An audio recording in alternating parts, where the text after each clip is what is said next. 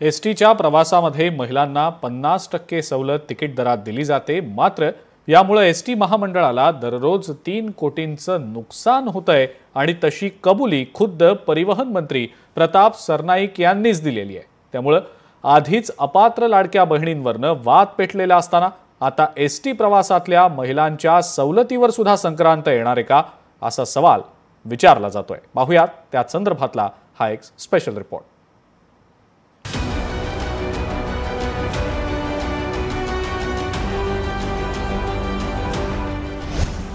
लाडक्या बहिणींमुळे एसटी तोट्यात, प्रताप सरनाईकांची जाहीर कबुली, बहिणींची योजना बंद करण्याच्या हालचाली। गेल्या काही दिवसात लाडकी बहीण योजनेमुळे सरकारच्या तिजोरीवर ताण पडत असल्याची चर्चा सुरू आहे। त्यातच आता राज्याचे परिवहन मंत्री प्रताप सरनाईक यांच्या एका वक्तव्याने नवा वाद होण्याची चिन्ह दिसतायत। लाडक्या बहिणींना प्रवासात 50% सवलत दिल्यामुळे एसटी महामंडळ तोट्यात आल्याची कबुली प्रताप सरनाईक यांनी देऊन टाकली आहे। सोबतच या सवलतीमुळे एसटी महामंडळाला प्रत्येक दिवशी 3 कोटी रुपयांचं नुकसान होत असल्याचं सुद्धा प्रताप सरनाईकांनी म्हटलंय। सवलतीमुळे परिस्थिती अशी झाली की बस फक्त 3 कोटी रुपये पर डे लॉस आहे आणि अशा लॉसमुळे ती जर आपण सगळ्यांनाच त्या ठिकाणी आता मोफत सवलत वगैरे देत बसलो, मला असं वाटतं की ते एसटी महामंडळ चालवण्यात आलेली। खुद्द परिवहन मंत्र्यांनीच ही कबुली दिल्यामुळे राज्यातल्या महिलांना दिली जाणारी प्रवासातली सवलत बंद होणार का असा सवालही आता विचारला जातोय।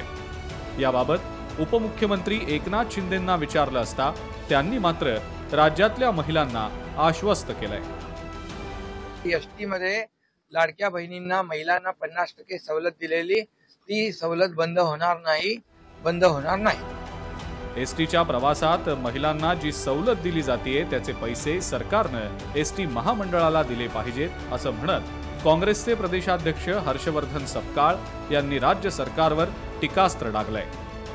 एसटीची हालत जी खराब आहे, कारण आता एसटी निघाल्यानंतर ती पोहोचेल की नाही पोहोचेल ही जी एक शंका निर्माण झालेली आहे, ती शंका दूर करावी आणि बहुजन हिताय बहुजन सुखाय हे ब्रीदवाक्य असणारी एसटी हिची चाकं फिरत राहिली पाहिजे। या अनुषंगानं सरकारनं डोळस आणि मदतीच्या भूमिकेतून बघावं। महिलांना दिलेल्या सवलतीमुळे एसटी महामंडळाला तोटा होत असल्याचं वक्तव्य परिवहन मंत्र्यांनी केलंय। त्याचबरोबर लाडकी बहीण योजनेच्या पडताळणीमध्ये सुद्धा आतापर्यंत 9 लाख महिला अपात्र ठरल्या आहेत। त्यामुळे एसटी महामंडळामध्ये मिळत असलेली महिलांची सवलत असो किंवा लाडकी बहीण योजनेची पडताळणी असो, या सगळ्यावरनं सरकार हळूहळू सर्वसामान्यांच्या या योजना बंद करण्याच्या दिशेनं पाऊल टाकतंय की काय अशी कुजबूज या निमित्तानं रंगू लागलेली आहे। ब्युरो रिपोर्ट, लोकशाही मराठी। लोकशाही मराठी ऐका, पहा, जागरूक रहा।